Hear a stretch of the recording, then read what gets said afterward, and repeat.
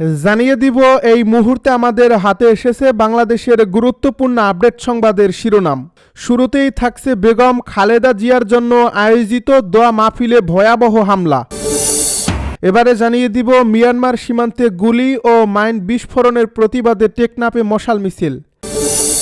এদিকে সীমান্তে সড়ক নির্মাণ নিয়ে কথা রাখেনি বিএসএফ, ফের পতাকা বৈঠক। আরও থাকছে বিজয় আমাদের হয়ে গেছে, এখন শুধু আনুষ্ঠানিকতা বাকি, বলছে বিপিনুর। সব শেষে জানিয়ে দিব আন্তর্জাতিক সংবাদ। এবার রাজপথে নামলেন ইরানের প্রেসিডেন্ট। এতক্ষণ শুনছিলেন হাতে থাকা আপডেট সংবাদের শিরোনাম, এবারে বিস্তারিত।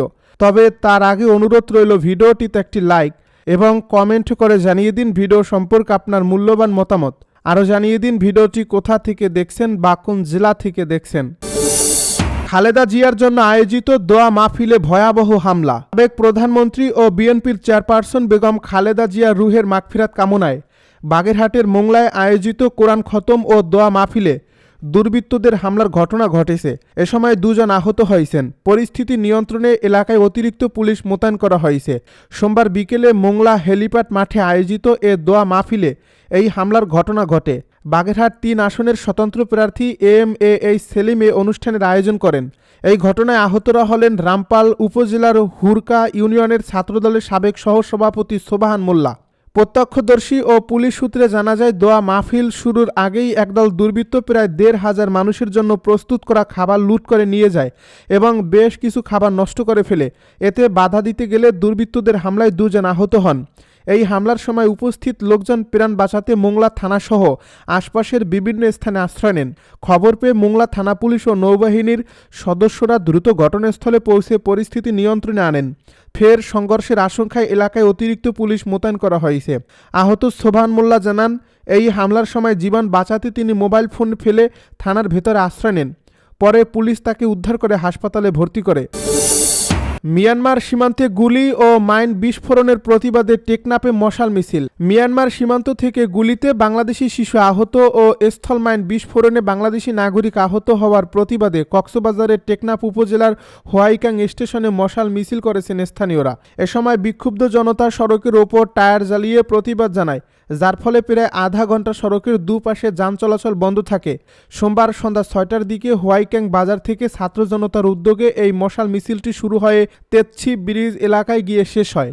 এই মিছিল শেষে সেখানে সংক্ষিপ্ত পথসভা অনুষ্ঠিত হয়। এ সময় সীমান্ত এলাকায় বারবার এ ধরনের ঘটনার তীব্র নিন্দা জানান স্থানীয়রা।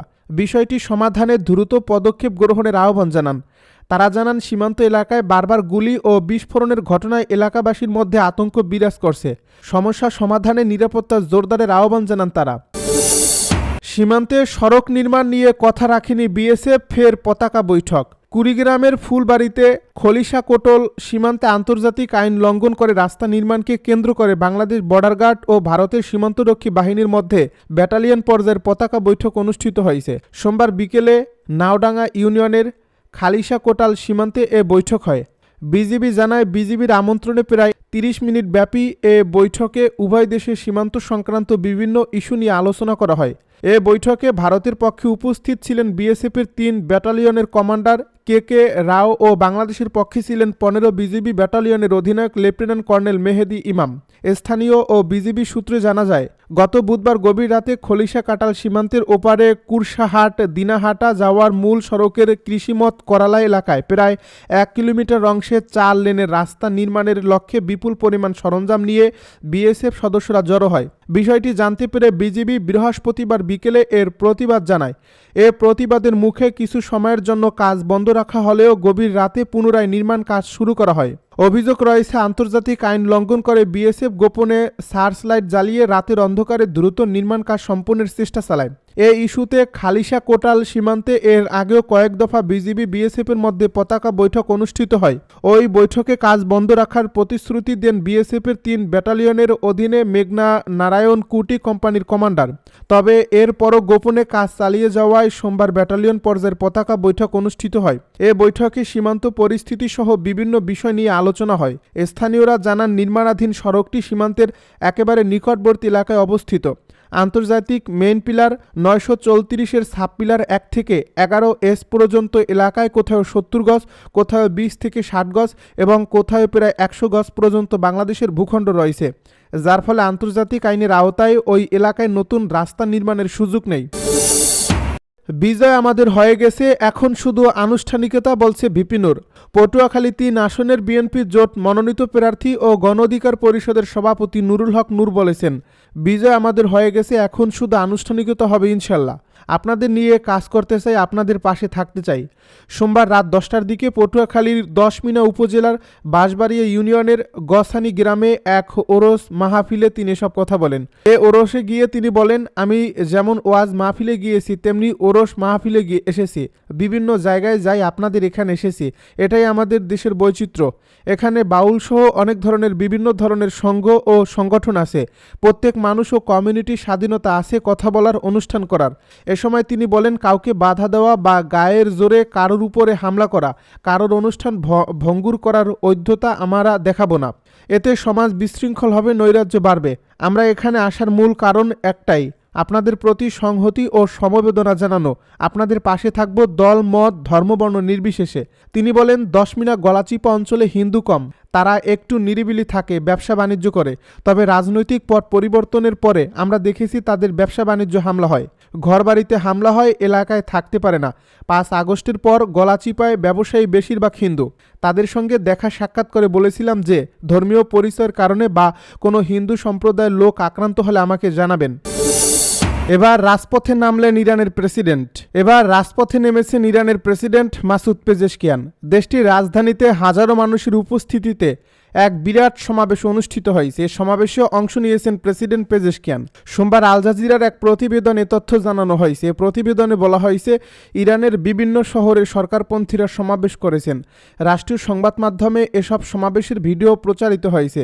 এর মধ্যে রাজধানী তেহরানে অনুষ্ঠিত এক বড় সমাবেশে হাজারো মানুষ অংশ নেন।